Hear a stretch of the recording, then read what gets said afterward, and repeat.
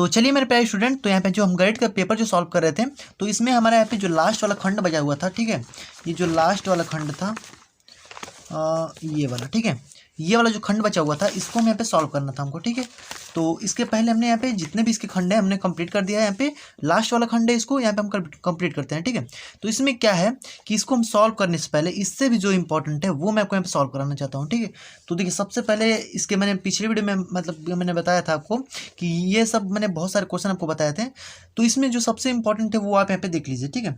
तो इसमें देखिए सबसे इंपॉर्टेंट क्या है, ये वाला हमारा कि एक रेलगाड़ी एक समान चाल से 360 किलोमीटर की दूरी तय करती है। यदि एक चाल 5 किलोमीटर प्रति घंटा अधिक होती है, ठीक है, तो वह यात्रा मतलब तय करने में 1 घंटा कम समय लेती है। लेकिन तो रेलगाड़ी की चाल ज्ञात कीजिए, ठीक है। तो ये सबसे इंपॉर्टेंट है, ये वाला, और यहाँ पे ये है, और ये हमारा नाव वाला, ठीक है। तो ये सबसे इंपॉर्टेंट है, इसको हम सॉल्व कर लेते हैं। इस टाइप में आपके क्वेश्चन जो कि बोर्ड एग्जाम में आ सकते हैं, और ये मैं जो कि आशा करता हूँ, ठीक है, मतलब 100% इससे आने ही वाले हैं, ठीक है। तो चलिए इसको हम सॉल्व कर लेते हैं। तो चलिए इसको बहुत ही ईजिली हम यहाँ पे सॉल्व करेंगे। तो देखिए यहाँ पे हम क्वेश्चन को सॉल्व करते हैं।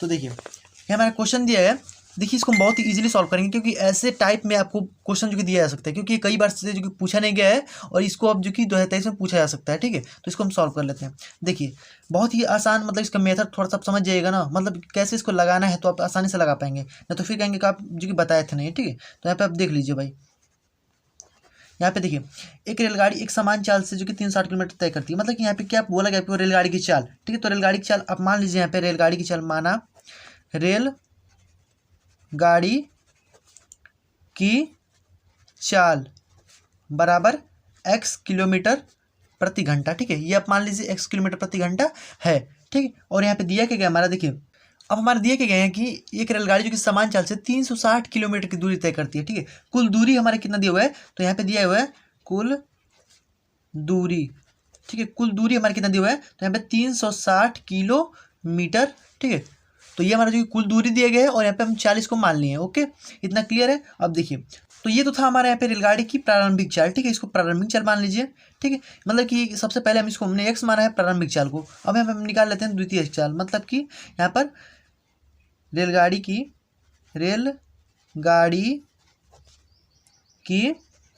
द्वितीयक चाल, ठीक है। तो द्वितीयक चाल हमारे क्या हो जाएगा, तो हमारे ये जो प्रारंभिक चाल है ये हमारा यक्स है। तो देखिए ये हमारा क्या बोला गया है, तो अब देखिए हमारे पे द्वितीयक चाल कितना दिया हुआ है, यह चाल जो कि 5 किलोमीटर प्रति घंटा अधिक होती है, ठीक है। तो अब हम इसको भी उसमें जोड़ देते हैं, ठीक है। तो हमारा हो जाएगा द्वितीयक चाल कितना हो जाएगा, तो x + 5, मतलब कि देखिए सबसे पहले यहाँ पे हमारा x था, फिर यहाँ पे हमारा कुल दूरी दिया हुआ है कि इतना चल रही है, और यहाँ पे जो द्वितीयक चाल है मतलब कि इसका जो कि इसको 5 किलोमीटर प्रति घंटा अगर अधिक हो जाती है, तो यहाँ पे हम इसको जोड़ दे रहे हैं, ठीक है। अधिक हो गई तो हमारी द्वितीयक चाल हो गई, और हमारी प्राथमिक चाल हो गई, ओके। अब देखिए अब यहाँ पे बोला गया तो उसी यात्रा को 1 घंटा कम समय लेती है, ओके। तो देखिए अब हमको क्या करना है यहाँ पे कि अब हम यहाँ पे समय निकाल लेते हैं, जो हमारा प्रारंभिक चाल था इसमें हमें समय निकाल लेते हैं। देखिए हमें प्रारंभिक चाल द्वारा लगा समय, ठीक है। तो अब हम यहाँ पे समय निकाल लेते हैं कि ये जो हमारा प्रारंभिक चाल था इसके द्वारा हमारा समय कितना लगा हुआ है। तो समय बराबर आपको पता होगा, यहाँ पे हम t1 इसको मान लेते हैं। समय बराबर आपको दूरी बट्टा में हमारा होता है चाल, दूरी बट्टा चाल, ठीक है। दूरी बट्टा चाल होता है, तो प्रारंभिक समय आसानी से हम निकाल सकते हैं। तो प्रारंभिक चाल हमारा क्या हो जाएगा, तो यहाँ पे हमारा दूरी हमारा दिया गया है कितना भाई, तो यहाँ पे 360 t1 बराबर 360 और पाउंड में चाल, हमारा प्रारंभिक चाल भाई कितना है, तो यहाँ पे यक्स है, ओके। तो हमें यक्स लिख लेते हैं, ठीक है। इतना हमारा t1 निकल गया। अब देखिए अब हमारा जो t2 हो जाएगा, मतलब कि यहाँ पे अब दूसरे बार में, मतलब कि जो हमारा द्वितीयक चाल, ठीक है, यहाँ पे द्वितीयक हम लिख देते हैं, द्वितीयक चाल द्वारा लगा समय, ओके। तो इसको हम t2 मान लेते हैं। तो हमारा ये भी हो जाएगा दूरी बटे में चाल, ठीक है। तो t2 हमारा क्या हो जाएगा, तो यहाँ पे हमारा हो जाएगा दूरी हमारे कितना दिए गए, तो इसका हमारा दूरी कितना है, तो दूरी हमारा वही है दोनों का, ठीक है। कुल दूरी तो हमारी यही है ना, तो हमारा हो जाएगा 360 और बटे में हमारे कितना हो जाएगा, चाल हमारे कितना दिया है, मतलब द्वितीयक चाल जो हमारा है कि इतना 5 घंटा अधिक हो जा रहा है, तो ये बस x + 5, ठीक है। इतना क्लियर। देखिए ऐसे ही अब कोई भी क्वेश्चन आ जाए ना तो फिर आप ऐसे ही लगाइएगा, ठीक है। मतलब कि जो भी अब ऐसे रेलगाड़ी वाला दे फिर नाव वाला दे, ऐसे आपको लगाना है। देखिए तो ये हमारा हो गया। तो अब हम इसमें क्या बोल रहे हैं कि तो अब हमको क्या करना है, यहाँ पे देखिए, यहाँ पे बोल रहा है कि वह उसी यात्रा को, मतलब यहाँ पे अगर हम यदि चाल को 5 किलोमीटर प्रति घंटा अगर बढ़ा दे रहे हैं, ठीक, अधिक कर दे रहे हैं, तो उसी चाल को क्या करिए कि यह 1 घंटा यहाँ पे कम समय ले रही है, ठीक है। तो हम क्या करेंगे, क्या इसमें देखिए, तो हम यहाँ पे करते क्या है कि ये जो हमारी चाल था, प्रारंभिक जो चाल था, इसमें से हम इसको घटा देते हैं, तो ये हमारा बराबर 1 हो जाएगा, बराबर 1 के हमारा बराबर होना चाहिए, ठीक है। तो देखिए, तो हमारा हो जाएगा यहाँ पे 360 अपॉन में एक्स माइनस में, यहाँ पे हम इसको घटा देते हैं, तो क्योंकि ये हमारा जो कि बाद वाला चाल है, ठीक है। यहाँ पे एक्स प्लस जो कि 5 अगर बढ़ा दे रहे हैं, तो ये हमारा पूरा चाल में से इसको घटा दे रहे हैं, तो ये हमारा कितना हो जाएगा, तो एक्स प्लस 5 और बराबर हमारा कितना हो जाना चाहिए, 1 हो जा रहा है, ठीक है। मतलब कि 1 घंटा जो कि कम समय ले रहा है, अगर जो कि इतना चाल बढ़ा दे रहे हैं तो ओके। तो देखिए, तो इसमें से हम इसको घटा देंगे, तो अब देखिए हमारे क्या हो जाएगा, इसमें से हम इसको घटा देंगे, 360 को कॉमन कर ले रहे हैं, ठीक है, 360 को कॉमन कर ले रहे हैं, तो हमारा 1 में एक्स हो जाएगा माइनस में 1 में एक्स प्लस 5, ओके। अब देखिए, अब हमारे क्या हो जाएगा, तो इसको हम यहाँ पे गुणा कर दे रहे हैं, तो गुणा कर देते हैं, तो कितना हो जाएगा हमारा, इसको इसमें गुणा कर दीजिए, 360 और यहाँ पे ब्रैकेट में एक्स प्लस 5 माइनस में एक्स, और यहाँ पे हमारा एक्स स्क्वायर हो जाएगा, इसका इसमें इंटू करेंगे तो, और प्लस 5x, ओके, इतना क्लियर। अब देखिए बराबर में हमारा 1 हो जाएगा। अब इसमें क्या करेंगे कि हमारे एक्स से एक्स हमारे कैंसिल हो जाएगा। अब यहाँ पे इसको हम क्या करते हैं कि 360 और यहाँ पे इसको हम उधर भेज देते हैं, पूरा जो पोर्शन है इसको उधर भेज देते हैं, 360 हो जाएगा, बराबर में हमारे क्या हो जाएगा, तो हमारे एक्स स्क्वायर प्लस हमारे कितना हो जाएगा, यहाँ पे अभी ये हमारा 5 बचा हुआ है, यहाँ पे 5 है, ठीक है, x square plus 5x, okay, इतना क्लियर। अब देखिए इसका इसमें गुणा कर दीजिए, तो कितना हो जाएगा, 5 यहाँ पे 0 हो जाएगा, 6 5 30 हो जाएगा, और 5 3 15 3 18, यहाँ पे x square plus 5x, okay, इतना क्लियर एकदम। अब देखिए, तो अब ये हमारा एक समीकरण बन गया, क्या बन गया भाई, समीकरण एक्स स्क्वायर प्लस 5x बराबर 1800, ठीक है, ये हमारा एक समीकरण बन गया। अब इसी को क्या करना है, हमको सॉल्व करना है, तो इसको 18x को इधर भेज दीजिए, 18 को, तो देखिए x square plus 5x minus में 1800 बराबर 0, इसको आप सॉल्व कर दीजिए, किसी भी तरीके से सॉल्व कर सकते हैं, इसको श्रीधराचार्य नियम से भी सॉल्व कर सकते हैं, गुणनखंड भी कर सकते हैं, तो गुणनखंड करेंगे तो ज़्यादा मेहनत आपको करना पड़ेगा, तो यहाँ पे चलिए इसको हम श्रीधराचार्य से ही सॉल्व कर ले रहे हैं। तो यहाँ पे श्रीधराचार्य का नियम लगाते हैं, तो यक्स इक्वल टू क्या होता है, तो यहाँ पे प्लस माइनस, यहाँ पे हमारा जो कि यहाँ पे माइनस बी होता है, और यहाँ पे प्लस माइनस अंडर रूट में बी स्क्वायर माइनस 4ac, ठीक है, और अपॉन में 2a, तो ये अब याद रखिएगा श्रीधराचार्य का नियम, ओके। इस पर आप आसानी से कोई भी गुणनखंड हो जो नहीं होता है गुणनखंड विधि से, उसको भी आप इस पर सॉल्व कर सकते हैं, ठीक है।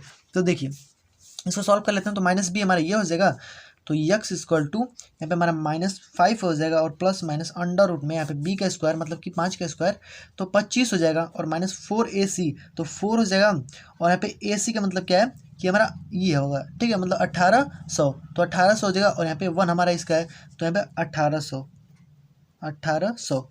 ठीक है, इतना क्लियर। अब देखिए, तो अब हमारे यहाँ पे जो कि -1800 है, तो ये हमारा +1800 हो जाएगा, मतलब इसका माइनस वाला होगा ना, तो ये हमारा माइनस माइनस +1800 हो गया, ठीक है। तो अब देखिए, अब हमारा बटे में 2 और a, तो 2a कितना हो जाएगा भाई, तो 2a हमारा दिए गए वही हमारा होगा, ठीक है। तो यहाँ पे यक्स इक्वल टू हमारा कितना आ जाएगा, तो यहाँ पे -5 प्लस माइनस अंडर रूट में यहाँ पे 25 हो जाएगा, और यहाँ पे प्लस ये हमारा कितना हो जाएगा, तो टोटल अगर हम इसको गुणा कर दें, ठीक है, गुणा करके अगर जोड़ देते हैं, ठीक है, दोनों को अगर जोड़ देंगे ना, तो हमारे कितना आएगा, तो यहाँ पे 7 2 और 2 5 आएगा, ठीक है। इसको गुणा कर दीजिएगा इसमें, और इसको जोड़ दीजिएगा, कुल मिला करके हमारा इतना आएगा, ओके, और बट्टी में हमारा हो जाएगा 2। तो अब हमारा ये जो मान दिए गए हैं यहाँ पे -5 प्लस यहाँ पे अंडर रूट में, ये वाला जो हमारा मान है ना, ये देखिए ये जो हमारा मान है पूरा, ये हमारा किसका है, तो ये हमारा जो कि 85 का शायद वर्ग है, ठीक है, 85 का क्या है, वर्ग है। तो आप इसको जो कि इस प्रकार से लिख सकते हैं, ठीक है, देखिए 85 का वर्ग है ना, तो आप इसको हटा दीजिएगा, आप इसको, ठीक है, इसको हटा दीजिए, यहाँ पे 85 आप डायरेक्ट लिख सकते हैं, 85, ओके, बटे में हमारा 2 है। अब देखिए, अब हमारे इसमें एक बार प्लस ले लेते हैं, एक बार माइनस ले लेते हैं, तो एक बार प्लस लेंगे एक बार माइनस लेंगे, तो क्या हो जाएगा हमारा, तो यक्स इक्वल टू हो जाएगा माइनस प्लस 85 अपॉन में 2, तो हमारे कितना आ जाएगा, इसको घटा देंगे तो हमारे यहाँ पे आ जाएगा 80, और यहाँ पे बटे में 2, तो हमारे कितना आ जाएगा 40, यक्स बराबर क्या आ गया हमारा 40 आ गया। एक और हम यहाँ पे निकाल लेते हैं, ठीक है, एक और हम निकाल लेते हैं। तो एक हम यहाँ पे माइनस ले लेते हैं क्योंकि हमारे दोनों है, तो यहाँ पे एक बार प्लस एक बार माइनस, तो एक बार माइनस को ले लेते हैं। तो x इक्वल टू हमारा कितना हो जाएगा, तो यहाँ पे -5 और माइनस में 85/2, तो ये हमारा कितना हो जाएगा, तो यहाँ पे 90 हो जाएगा। तो हमारा -90/2, तो x इक्वल टू यहाँ पे हमारा -90, मतलब इसको भाग कर देंगे तो यहाँ पे 45 दूनी 90 माइनस में। तो देखिए ये वाला जो हमारा मान है ये तो हमारा नहीं होगा, क्योंकि माइनस में कभी भी जो चाल होती है वो माइनस में तो होती नहीं है, यहाँ पे प्लस में ही होगी। ठीक है, तो ये वाला जो हमारा नंबर क्या आ जाएगा, मतलब कि चाल क्या आ जाएगा हमारा, तो यहाँ पे हमारा 40 आ जाएगा। मतलब कि x इक्वल टू यहाँ पे हमारा 40 किलोमीटर प्रति घंटा। ठीक है, ये हमारा यहाँ पे आंसर निकल करके आ गया। इसी प्रकार से आपको सॉल्व करना है अपने बोर्ड एग्जाम में। अगर ऐसे देखिए बस इतना, अगर यहाँ पे समीकरण बना लेंगे ना यहाँ तक, ठीक है, ये जो समीकरण हमने बनाया है ये अगर आप बना लेते हैं तो इस प्रकार से आप कोई भी क्वेश्चन आ जाए, बस आपको इतना ही केवल थोड़ा सा दिमाग लगाना होता है और कुछ भी नहीं है इसमें। बस यहाँ पे बना करके इसको सॉल्व करना होता है, बस और कुछ भी नहीं है। इस पर आपको ये जो कि पूछेगा तो यहाँ पे 6 नंबर का पूछेगा, वरना नहीं पूछेगा। ठीक है, 6 नंबर का पूछेगा या फिर आप 4 नंबर भी पूछ सकता है। ओके, इस प्रकार से आपको सॉल्व करना है। आई होप ये आपको समझ में आ गया होगा क्वेश्चन आसानी से। ठीक है, चलिए अब हमारा जो इसमें नेक्स्ट वाला क्वेश्चन है कि यहाँ पे पूछा गया है इसी प्रकार से। चलिए रेलगाड़ी वाला हमने सॉल्व किया, उसी प्रकार से हम यहाँ पे नाव वाला एक सॉल्व कर लेते हैं, ताकि ये दोनों अभी यहाँ पे एक सॉल्व किया ना, तो ये आप सॉल्व करेंगे तो आपको जल्दी थोड़ा समझ में आएगा। तो नाव वाला चलिए आसानी से सॉल्व कर लेते हैं। तो देखिए नाव को कैसे सॉल्व करेंगे, देखिए नाव वाला चलिए हम सॉल्व कर लेते हैं। एक बार क्या बोला गया है भाई, पहले इसको हम पढ़ लेते हैं थोड़ा। नाव बोला गया है इसमें कि एक नाव कि शांत जल में चाल जो दिया गया है वो 15 किलोमीटर प्रति घंटा दिया गया है। ठीक है, नाव धारा की दिशा में 30 किलोमीटर जाने तथा धारा के विपरीत दिशा में 30 किलोमीटर वापस लौटने में, ठीक है, लौटने में कुल 4 घंटा 30 मिनट पूर्ण करता है। धारा की चाल ज्ञात कीजिए। तो देखिए ये भी हमारा इजी ही, बहुत ईजी है। देखिए इसको हम यहाँ पे सॉल्व करते हैं। जो कि एक शांत जल में जो कि चाल दी, इसको मान लेते हैं क्या, इसकी चाल को क्या मान लेते हैं हम, x मान लेते हैं। ठीक है, मान लीजिए माना ठीक है, नाव की चाल, नाव की या फिर धारा की चाल ना, धारा की चाल ज्ञात करना है ना आपको यहाँ पर, धारा की चाल। ठीक है, यहाँ पे माना धारा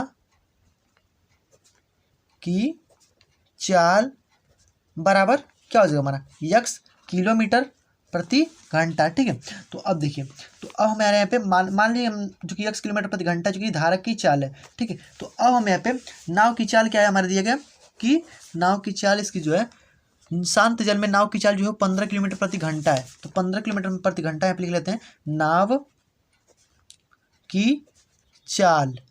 ठीक है, नाव की चाल हमारा कितना है, तो 15 किलोमीटर प्रति घंटा। ठीक है, 15 किलोमीटर प्रति घंटा। ठीक है, इतना क्लियर, इसमें आपको कोई भी डाउट नहीं होना चाहिए। और यहाँ पे हमारा दूरी कितना दिया है पूरा देख लेते हैं। दूरी हमारा है 30 किलोमीटर जाने में ना, देखिए नाव की दिशा में 30 किलोमीटर जाने में, तो 30 किलोमीटर हमारी क्या है, इसकी दूरी हो गई, मतलब पूरा दूरी क्या हो गई 30 किलोमीटर, दूरी हो गई हमारा 30 किलोमीटर। ठीक है, इतना क्लियर। अब देखिए, अब यहाँ पे बोला है कि धारा की दिशा में, नाव जो है वो धारा की दिशा में 30 किलोमीटर जाने तथा धारा की विपरीत दिशा में 30 किलोमीटर वापस लौटने।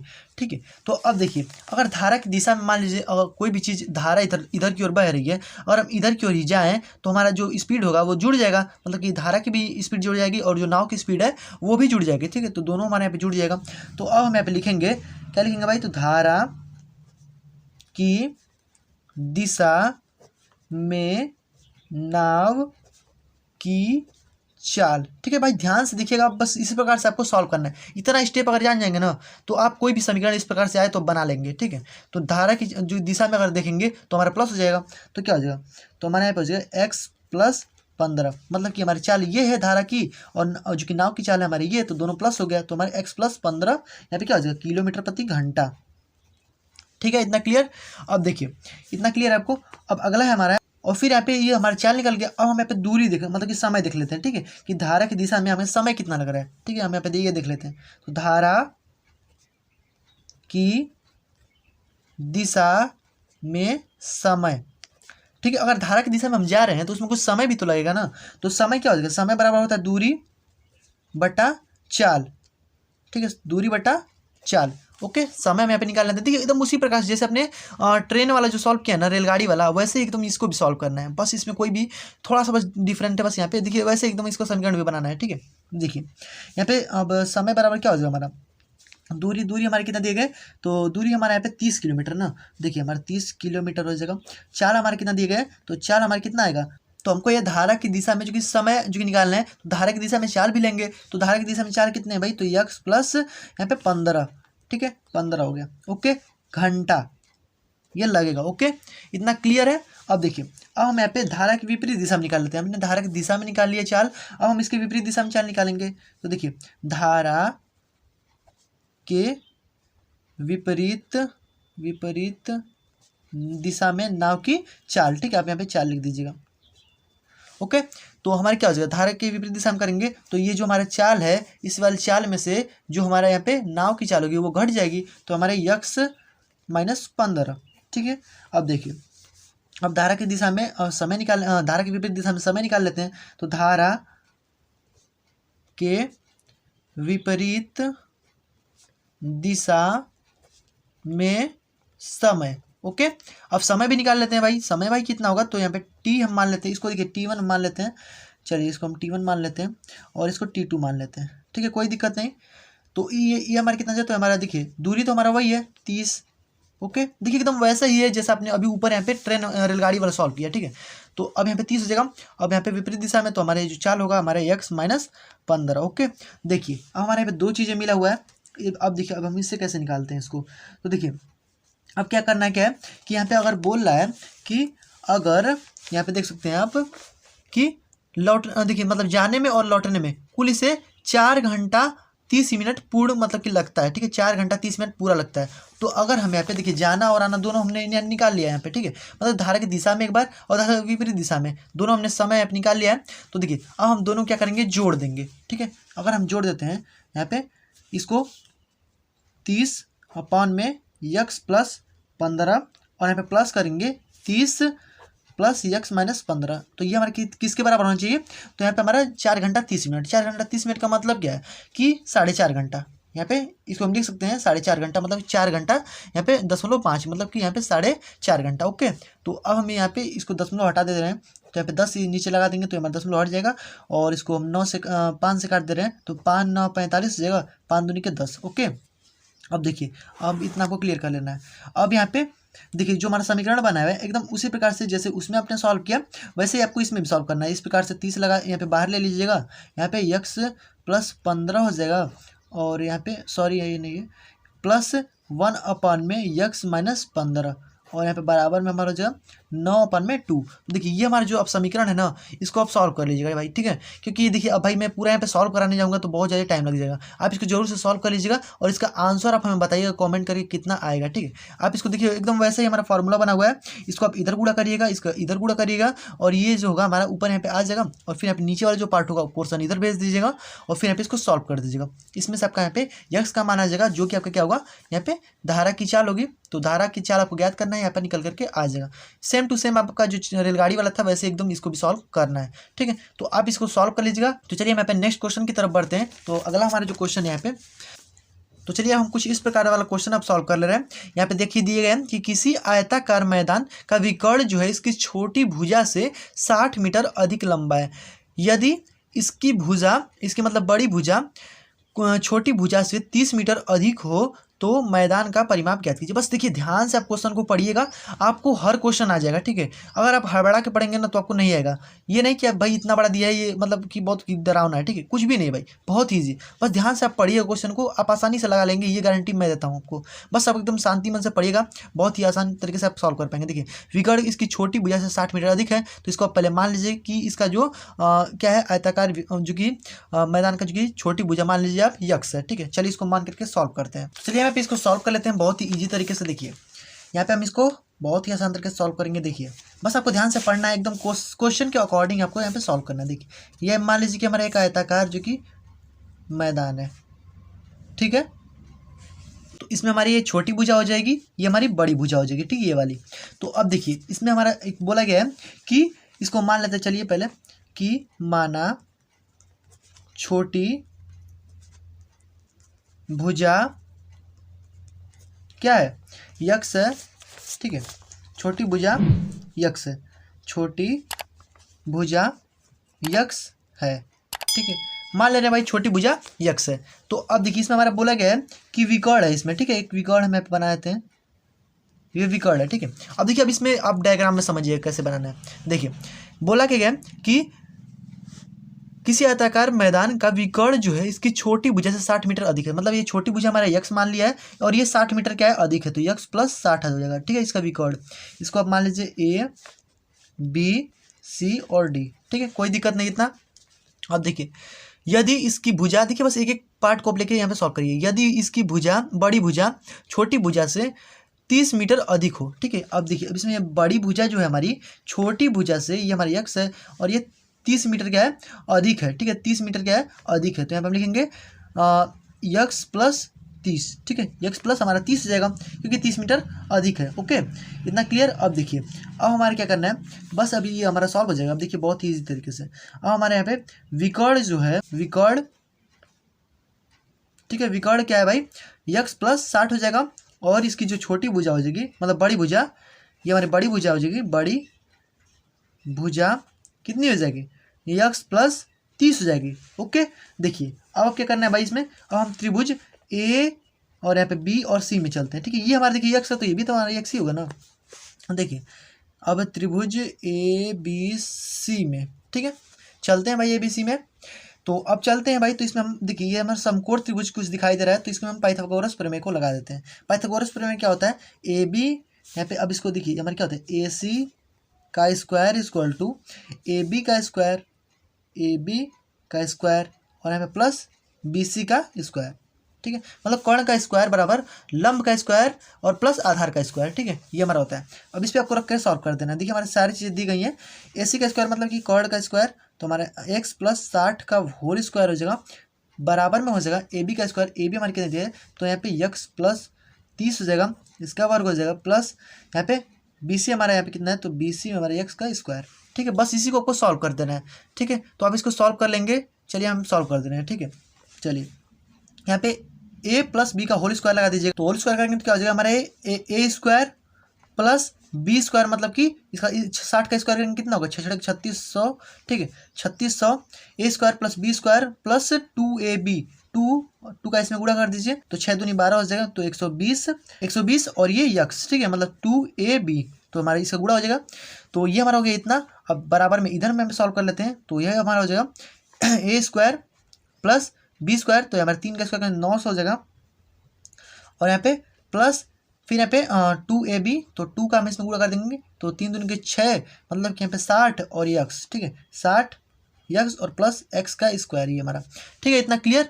देखिए अब बस इसको थोड़ा सॉल्व कर देना है, तो इसको और थोड़ा सॉल्व कर दीजिए, तो यहाँ पे क्या हो जाएगा हमारा, तो देखिए ये हमारी यक्स है और ये भी एक्स है, एक्स स्क्वायर हमारा 2x स्क्वायर हो जाएगा, ठीक है, तो इसको हम इस प्रकार से लिख सकते हैं, एक्स स्क्वायर प्लस 3600 और प्लस 120x और बराबर हमारा हो जाएगा एक्स स्क्वायर प्लस 900 प्लस 60 हो जाएगा, ठीक है, इस प्रकार से हो गया। अब देखिए अब ये वाला जो इतना पोर्शन है ना, ये वाला इसको उठा करके इधर कर दीजिए, ठीक है, और ये वाला जो पोर्शन है इसको आप उधर भेज दीजिए, तो हमारा हो जाएगा। तो देखिए हम इसको इस प्रकार से लिख सकते हैं कि इसमें से देखिए ये हमारा क्या हो जाएगा, तो एक्स स्क्वायर और एक्स स्क्वायर हमारे यहाँ पे 2x स्क्वायर हो जाएगा ना, ये हमारा 2x स्क्वायर हो गया।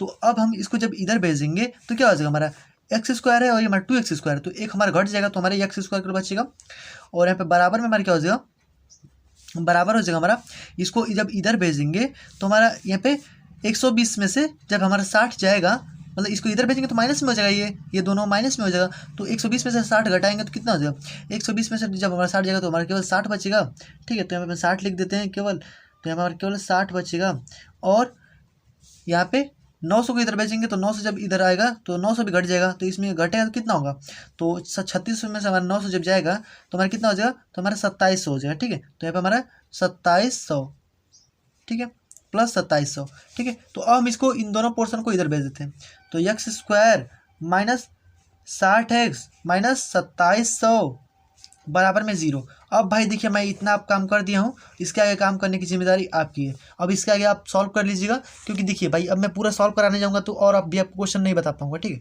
आप इसके आगे सॉल्व कर लीजिएगा, सीधे तरह चार नियम लगा दीजिए, या फिर आप इसको तोड़ भी सकते हैं गुणनखंड में। 27 है ना, तो इसको 9 3 27, 90 और 30 में तोड़ दीजिएगा, ये जो कि हो जाएगा, ठीक है। और यहाँ पे 9 में से 30, 90 में से 30 जाएगा तो 60 हो जाएगा, ठीक है। मतलब कि 90 में और 30 में इसको तोड़ देंगे ना, तो ये हमारा हो जाएगा। और इसका अगर आंसर आपका आ जाता है, इसका मैं बता दे रहा हूँ आंसर भी कितना आएगा, तो x बराबर इसका आएगा आंसर 90, ठीक है। इसका 90 आएगा आंसर, और यही 90 आंसर जब आएगा तो आप इसमें रख दीजिएगा, तो इसका जो छोटी भुजा है वो तो निकल जाएगी, और बड़ी भुजा निकालना पड़ेगा, तो बड़ी भुजा हमारी क्या हो जाएगी, तो इसमें आप 90 रख दीजिएगा, तो 90 + 30, बड़ी भुजा हमारी कितना आ गई, तो हमारा 120, ठीक है। ये हमारा बड़ी भुजा होगा, तो ये हमारी छोटी भुजा हो गई, और यहाँ पे 120 हमारी क्या हो गया, बड़ी भुजा, और 90 हमारा छोटी भुजा, ठीक है। तो इस प्रकार से यहाँ पे आप लिख दीजिएगा लास्ट में कि अतः बड़ी भुजा बराबर यहाँ पे 120 और 90 जो है हमारे छोटी भुजा, ठीक है। तो इस प्रकार से आप इसको सॉल्व कर लीजिएगा इसके आगे कोई भी नियम लगा करके। तो चलिए फटाफट से अब अगला क्वेश्चन देख लेते हैं। तो अगला हमारा क्वेश्चन है कि यहाँ पे इस प्रकार से देखिए क्वेश्चन हम देख लीजिए, ये भी अब बोर्ड एग्जाम में आ सकता है, ठीक है।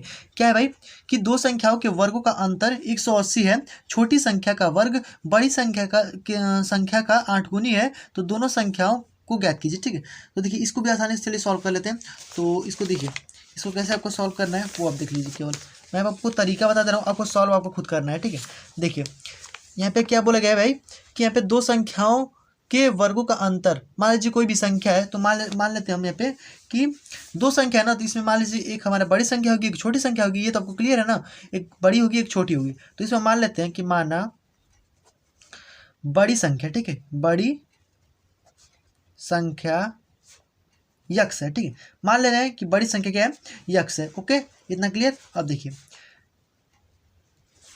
अब हम लिखेंगे, तो अब देखिए हमारे क्या कहेगा कि छोटी जो संख्या है का इसका वर्ग जो है वो बड़ी संख्या का 8 गुनी है। मतलब जो छोटी संख्या का वर्ग है, मतलब कि यहाँ पे जो छोटी संख्या है, ठीक है, छोटी संख्या का जो वर्ग है वो बड़ी संख्या का 8 गुनी है। मतलब कि देखिए छोटी संख्या क्या है, 8 गुनी है बड़ी संख्या से। इसका मतलब कि अगर हमको बराबर करना है तो बड़ी संख्या हम क्या करेंगे कि यहाँ पे 8 का गुणा कर देंगे, मतलब कि बड़ी संख्या हमारे x है 8, अगर 8 का इसमें गुणा कर देंगे तो हमारा ये छोटी संख्या के बराबर हो जाएगा, क्योंकि ये हमारी जो छोटी संख्या है वो बड़ी संख्या का 8 गुनी है, ठीक है। तो अगर हमको इसमें 8 में बड़ी संख्या में गुणा कर देंगे तो हमारे दोनों बराबर हो जाएंगे, ठीक है। चलिए इतना आपको समझ लेना है, ठीक है। ना समझ में आए तो आप कमेंट कर सकते हैं, ठीक है। चलिए अगला हमारे यहाँ पे स्टेप क्या है, तो ये हमारा हो गया 8 गुनी हो गया, तो ये हमारी छोटी संख्या जो हो जाएगी, छोटी संख्या बराबर क्या हो जाएगा, अंडर रूट में 8 और x हो जाएगा, ओके, इतना क्लियर। अब देखिए ये हमारी छोटी संख्या हो गया। अब देखिए अब हमारे क्या बोला गया कि दो संख्याओं के वर्गों का अंतर 180 है, ठीक है। तो दो संख्याओं के वर्गों का अंतर मतलब कि एक हमारे ये हो गया, एक हमारे ये हो गया, तो इसके वर्गों का अंतर मतलब कि इसका वर्गों का अंतर, तो यहाँ पे एक हमारे इसका वर्ग कर दे रहे हैं, ओके, और इसका भी वर्ग कर देंगे, यहाँ पे माइनस इसका वर्ग करेंगे तो कर्डी मतलब स्क्वायर से कर्डी कट जाएगा, तो हमारे कितना हो जाएगा, तो हमारे केवल 8x बचेगा, और बराबर में कितना है भाई, तो हमारे 180 है, ठीक है, 180। देखिए इतना आपको समझ में आ गया यहाँ तक। देखिए ये हमारा जो एक संख्या है, ये हमारा एक संख्या है, इसके वर्गों का अंतर यानी इसका भी वर्ग और इसका भी वर्ग, इसका जो अंतर है मतलब माइनस है, ये हमारा 180 है, क्लियर इतना।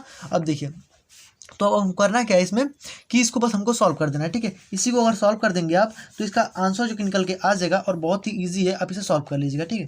देखिए बहुत ही ईजी है, आप इसको सॉल्व कर सकते हैं। क्या हो जाएगा हमारा कि यहाँ पे 180 है, हमारा 8 है, ठीक है। मतलब कि अगर हम इसको अगर लाना है तो 18 गुणे 10 कर सकते हैं आप, ठीक है। तो यहाँ पे 180 हो जाएगा, तो 18 और 10 में इस फैक्टर को तोड़ देंगे तो हमारा टूट जाएगा, तो यहाँ पे आ जाएगा इसका आंसर। हम बता दें आपको कितना आएगा, तो ये हमारा एक आ जाएगा, इसका आंसर 18 आएगा, ठीक है। तो हमारा बड़ी संख्या क्या हो जाएगी, 18 हो जाएगी। तो बड़ी जो संख्या हो जाएगी, बड़ी संख्या यहाँ पे 18 हो जाएगा, तो छोटी संख्या कितनी होगी, छोटी संख्या यहाँ पे 8, और यहाँ पे क्या हो जाएगा, यहाँ पे छोटी संख्या कितनी है, तो अंडर रूट में 8 और गुणे छोटी संख्या, यहाँ पे बड़ी संख्या हमारी 18 है, तो 28 इसमें रख दीजिएगा, तो कितना हो जाएगा हमारा, तो यहाँ पे छोटी जो संख्या होगी, छोटी संख्या अंडर रूट में 144 हो जाएगा, तो छोटी संख्या बराबर ये हमारा 12 हो जाएगा, ठीक है, 12 हो जाएगा। तो हमारी छोटी संख्या 12 आ गया और ये हमारा 18 आ गया। इस प्रकार से आप इसको सॉल्व कर सकते हैं। इसको फैक्टर करना आपका काम है, आप इसको फैक्टर कर लीजिएगा, इसको आप तोड़ लीजिएगा, ठीक है। तो हमारा 18 और 12 आएगा, मैंने आपको आंसर बता दिया। नहीं आएगा इसका आंसर तो आप भाई आप मिला लीजिएगा, आप कहीं गड़बड़ी कर रहे होंगे। ओके, तो बस मैंने आपको इसका आंसर बता दिया, आप इसको सॉल्व कर लीजिएगा इसका फैक्टर करके, ठीक है। क्योंकि आपको बोर्ड एग्जाम देना है, आपको ये सॉल्व करना बहुत ही जरूरी है। जब तक आप सॉल्व नहीं करेंगे तब तक आपको कुछ भी नहीं आएगा, ठीक है। तो आप इस जो कि समीकरण को यहाँ पे सॉल्व कर लीजिएगा। ओके, चलिए हम अगला क्वेश्चन देख लेते हैं फटाफट से। तो अगला वाला जो हमारा प्रश्न है यहाँ पे अगला, तो चलिए अब इसमें जो मोस्ट इंपॉर्टेंट प्रश्न था मैंने उसको सॉल्व कर दिया। अब यहाँ पे इस वाले में जो हमारे पेपर में है इसको हम यहाँ पे इंपॉर्टेंट प्रश्न को सॉल्व कर ले रहे हैं, ठीक है। तो देखिए इसको चलिए सॉल्व करते हैं। तो इसमें हमारे ये वाला जो सॉल्व कर लेते हैं, चलिए। दो वर्गों के क्षेत्रफलों का योगफल जो दिया गया वो हमारा 400 दिया गया, ठीक है, 400 वर्ग मीटर। यदि उनके परिमापों का अंतर जो है वो 16 मीटर हो तो दोनों वर्गों की भुजाओं को ज्ञात कीजिए। चलिए हम इसको आसानी से सॉल्व कर लेते हैं। देखिए इसको हम यहाँ पे सॉल्व करते हैं। देखिए यहाँ पे हमारे क्या दिए गए कि दो वर्गों के क्षेत्रफल का मतलब मान लीजिए पहले जो हमारे भुजाएं दी गई हैं। देखिए दो वर्ग है हमारा, ये हमारा एक वर्ग हो गया, ठीक है, ये हमारा एक वर्ग हो गया, ठीक है। एक को मान लीजिए ना, इसको अब मान लीजिए कि हमारा इसकी भुजा मतलब जो इसका भुजाएं है वो यक्स है और इसका हमारा भुजाएं वाई है, ठीक है। इसको अब मान लीजिए। ओके, इतना क्लियर। तो इसको अब मान लीजिएगा। तो अब देखिए यहाँ पे बोला गया कि दो वर्गों के क्षेत्रफलों का योग, मतलब दो वर्ग है हमारे एक और ये एक हो गया, ठीक है। इनके क्षेत्रफलों का योगफल, देखिए वर्ग का क्षेत्रफल क्या होता है पहले आप ये समझ लीजिए। वर्ग का अगर क्षेत्रफल आपसे बात कीजिए, वर्ग का क्षेत्रफल, देखिए आप इसको याद रखिएगा, वर्ग का क्षेत्रफल क्या होता है तो हमारे ए स्क्वायर होता है। अगर परिमाप की बात करें तो वर्ग का परिमाप क्या होता है, परिमाप मतलब कि चारों भुजाओं की माप, तो चारों से हमारा बराबर ही तो होता है, तो हमारा 4a हो जाएगा, ठीक है। तो देखिए ये आपको आना चाहिए। तो वर्ग का जो कि क्षेत्रफलों का मतलब दो वर्गों के क्षेत्रफलों का योगफल, तो एक हमारे ये वर्ग है एक हमारे ये वर्ग है। इसका मतलब कि इसको मान लीजिएगा कि माना एक वर्गों का भुजाएं, वर्गों की भुजाएं यक्स तथा वाई है, ठीक है। इस प्रकार से आप मान लीजिएगा। ओके, देखिए इस प्रकार से आप मान लीजिएगा इतना। अब देखिए हमारे जो कि बोला गया है कि दो वर्गों के क्षेत्रफलों का योगफल ना, तो एक हमारी ये है एक हमारी ये है, तो क्षेत्रफल क्या हो जाएगा अगर इसका देखा जाए तो हमारा एक्स स्क्वायर हो जाएगा और प्लस मतलब कि योग है हमारा वाई स्क्वायर बराबर हमारा कितना हो जाएगा, तो हमारा कितना है भाई, तो 400 वर्ग मीटर, ठीक है, 400 वर्ग मीटर। तो हमारे ये एक समीकरण बन गया। ओके, मतलब इसका क्षेत्रफल का वर्ग और इसका क्षेत्रफल का वर्ग दोनों को जोड़ देंगे, योगफल हो जाएगा और इसको बराबर है हमारा 400 वर्ग मीटर के, ठीक है। इतना क्लियर। अब देखिए अब बोला गया कि यदि उनके परिमापों का अंतर जो है वो 16 मीटर है, ठीक है। इनके परिमापों का अंतर, परिमाप क्या होता है भाई, तो 4a, ठीक है। परिमाप क्या होता है, परिमाप बराबर 4a, मतलब कि ये भुजा है 4a, तो क्या हो जाएगा हमारा दोनों क्या हो जाएगा, तो एक हो जाएगा हमारा परिमाप बराबर एक हमारा हो जाएगा, देखिए एक हमारा 4x हो जाएगा, मतलब एक 4x हो जाएगा, 4x हो जाएगा और एक हो जाएगा हमारा 4y, तो ही तो होगा हमारा इसका परिमाप हमारा 4x हो जाएगा, इसका परिमाप हमारा जो कि 4y हो जाएगा इसका, ठीक है। तो इतना क्लियर। अब देखिए अब क्या करना है आपको, तो अभी इनके परिमापों का क्या है अंतर, तो यहाँ पे 4x माइनस है 4y बराबर कितना है 16 है, ठीक है। मतलब यहीं पे बोला गया है इसके परिमापों का अंतर जो है वो 16 मीटर है, तो हमारा 16 हो गया, ठीक है। अब इसमें से आप 4 कॉमन कर लीजिएगा, x माइनस वाई हो जाएगा बराबर में आपका आएगा 16। अब इसमें से आपको जो कि इसको काट दीजिएगा, तो 4 से काटेंगे तो 4 चौको 16, तो x minus Y equal to में 4 आ जाएगा।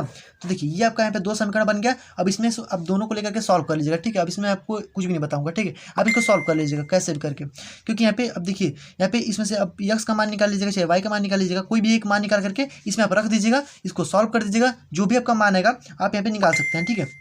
बस मैंने आपको तरीका बता दिया कैसे आपको लगाना है, आपका सॉल्व करना आपकी जिम्मेदारी है, ठीक है। तो आप इसको सॉल्व कर लीजिएगा जरूर से, ठीक है।